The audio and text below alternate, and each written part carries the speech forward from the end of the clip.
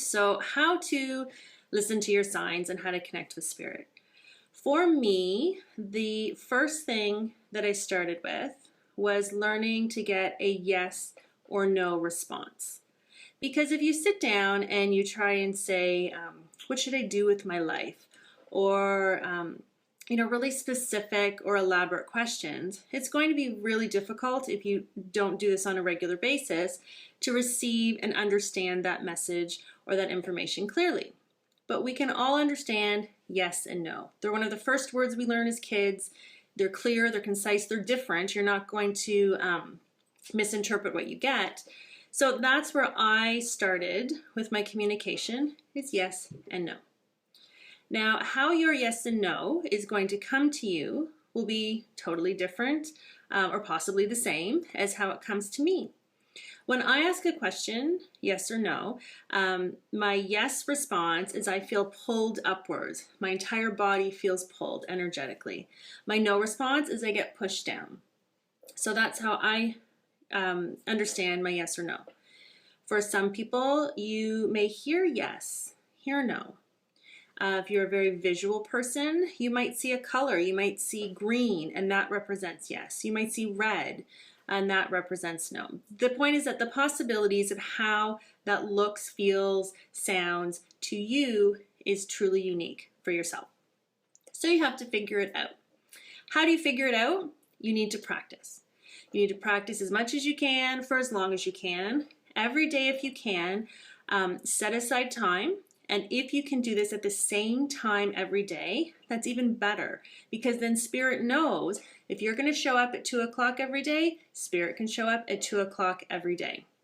It's not necessary if you don't have a regular schedule, but the more regular you can be, the quicker that it's going to happen for you, or usually the quicker it will happen for you. Then the next thing you want to do is get really quiet. If you have your kids running around, if you have the television on in the background, if you're checking your text messages on your phone at the same time, you're not really committing, you're not really paying attention, and Spirit probably won't do that either. These signs, like I said in the post, they are subtle, they are quiet. It's so rare that you get a boom, like a resounding, do this. So you need to quiet down, you need to slow down, you need to focus, and you need to just be open. Okay, so that's where you kind of have to start. Now, there are different ways that you can practice. For me, I really like to meditate. So I would sit down in a quiet spot, do my deep breathing, close my eyes, and I would ask for my yes and my no to be shown to me. It took me a long time to get it right because I did things, I'm not going to say the wrong way, but I didn't really do it the right way either. But you guys get to learn from my mistakes, so it'll go much quicker for you, I'm confident. Another way you can do it, use a pendulum. Hold the pendulum and ask to be shown your yes, then ask to be shown your no. You could use tarot cards or oracle cards.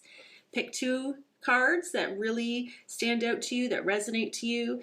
Tell Spirit, this one's going to be yes, this one's going to be no. And then practice asking questions. At the beginning, questions that you know the answer to would be good, because it's a really great way to check. And do that every day. Whatever really feels right to you, whatever you're guided to do, whatever your instinct is, give it a shot. The worst thing that's going to happen is it doesn't work, and then you can choose to try again, or you just try something else. So trying to be open to how Spirit is going to show up and how these signs are going to look, feel, or be for you. And then finally, so now we have been open to receiving signs and messages. We have decided what way we would like to receive these signs and messages. We are committing to practicing, hopefully every day, hopefully at the same time. We're going to show up, and we're going to ask Spirit to show up to help us in this as well. Now, what you actually do when you get there is you have to ask for the information that you want. You have to trust that what you're receiving is actually true.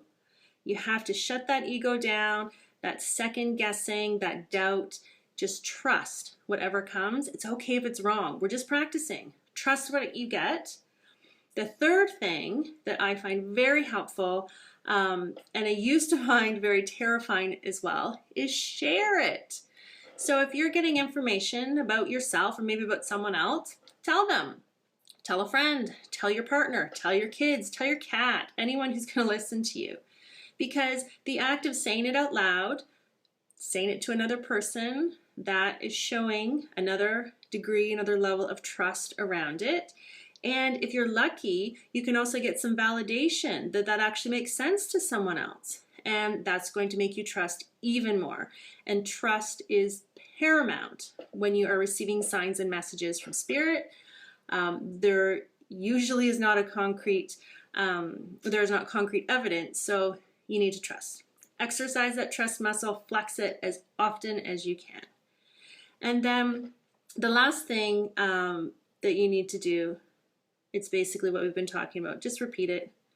So you get your routine, you do it, you ask, you trust that what you get is true, you share it with someone, hopefully get confirmation, do it over again. And you keep repeating this until it becomes comfortable, until you get a clear yes, no response, until you trust the signs that are coming through. And after you do that, then you're probably ready to try something else and to take it to the next level. So I hope that that makes sense. I hope that it's clear. I hope it wasn't too much information. But like I said earlier, if you have any questions, just post below this video. I will do my best to answer them. And yeah, I hope that that's what you ladies were looking for. If not, sorry, it's what you got. I hope you all are having a great day, and I'll talk to you soon.